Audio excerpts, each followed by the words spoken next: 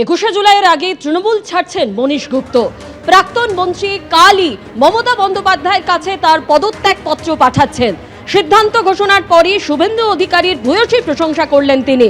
মুখ্যমন্ত্রী দক্ষ প্রশাসক, জনপ্রিয় নেতা, রাজ্যকে অনেক উঁচু জায়গায় নিয়ে যাবেন মুখ্যমন্ত্রী। ইস্তফার সিদ্ধান্ত জানিয়ে মুখ্যমন্ত্রীর প্রশংসায় মনীশ গুপ্ত।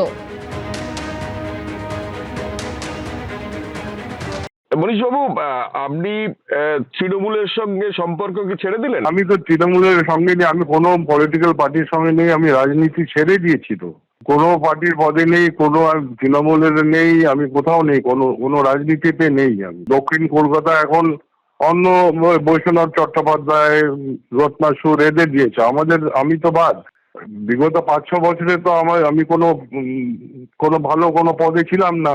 আপনি মমতা বন্দ্যোপাধ্যায়কে জানিয়েছেন? আলাদাভাবে কিছু জানায়নি। আমি পরবর্তীকালে চিঠি নিশ্চয়ই পাঠাবো। এখন উপস্থিত আমাদের যে নতুন মুখ্যমন্ত্রী এসেছেন, উনি তো দক্ষ প্রশাসক এবং উনি জনপ্রিয় নেতা। উনি নিশ্চয়ই বাংলাকে অনেক উঁচু শিক্ষায় নিয়ে যেতে পারবেন। আমার সমর্থন আছে। আরো সুন্দরভাবে প্রশাসনটাকে উনি সাজাচ্ছেন।